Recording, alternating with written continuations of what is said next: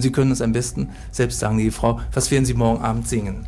Zuerst werde ich Liebestod singen von Tristan und Isolde und die Schlussszene von Götterdämmerung, meine Lieblingsoper.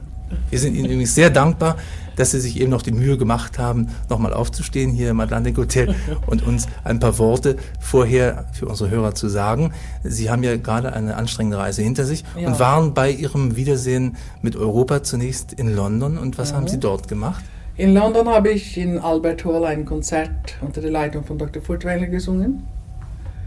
Und früher kam ich aus Amerika, wo ich zum letzten Mal gesungen habe. Das war meine letzte Saison dort. Oh, das ist sehr bedauerlich, denn wir haben gehört, dass Sie ja so große Erfolge gefeiert haben in der Metropolitan Oper in New York und dass Sie dort immer in einer sehr ausgezeichneten Weise und Form wagnerische Musik interpretiert haben, nicht? Ja, aber einmal muss es ein Schluss werden. So. Und in welcher Sprache wird dann dort zum Beispiel Wagner-Musik gegeben? Auf Deutsch natürlich. So. Alle Opern werden in der Landessprache gesungen. Ja. Also eine italienische Oper in Italienisch. Ja, gut. Und eine englische in Englisch und in Deutsch, eine Wagner-Oper in deutscher Sprache, ja? Aber neulich hat man angefangen, einige einzelne Opern auch auf Englisch gesungen. Und dann diesmal haben wir Orchester statt in Französisch zu singen, auf Englisch gesungen. Aha. Die wollen mehr und mehr die Opern auf Englisch haben. Nur wenn es Englisch gesungen wird.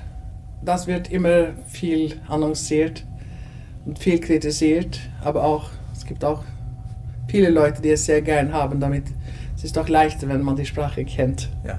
Na, Sie haben sich sehr viel weiter vorgenommen. Sie haben dann vor, gleich am nächsten Tage von hier aus nach Berlin weiterzureisen. Habe ich 2 Konzerte. Und dann geht es außerdem weiter nach Italien und nach der Schweiz. Nach Bologna und zurück nach Zürich und dann Rom, Milan und Paris. Ja. In Rom wollen Sie auch beim Rundfunk singen?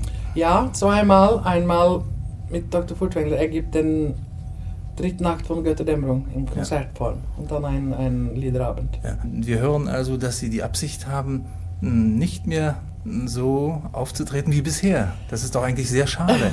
Ich habe doch so lange gesungen. 38 Jahre schon.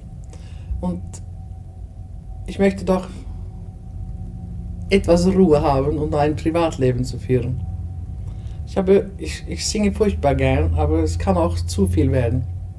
Und Sie meinen, dieser Zeitpunkt ist jetzt gekommen, nachdem Sie Ihre Tournee im Sommer 1952 beendet haben, wollen Sie dann auch mal an Ihr Privatleben denken? Na ja, daran denken, aber nicht ganz aufhören. Aber die großen Opern werde ich nicht mehr singen. Und auch nicht mehr nach Amerika gehen, aber etwas hier in Europa zu singen, möchte ich gerne. Wir freuen uns jedenfalls sehr, dass Sie gekommen sind. Sie sind zum ersten Mal in Hamburg. Ja. Wo Sie singen. Zum Singen. Zum Singen in Ihrem Leben und auch zum ersten Mal in Berlin. In Berlin. Ja. Und dazu wünschen wir Ihnen wie überall, wie drüben in New York bei der Metropolitan, wie in der Albert Hall in London, wie in Rom oder Bologna und Zürich, vollen und gewohnten Erfolg. Vielen Dank.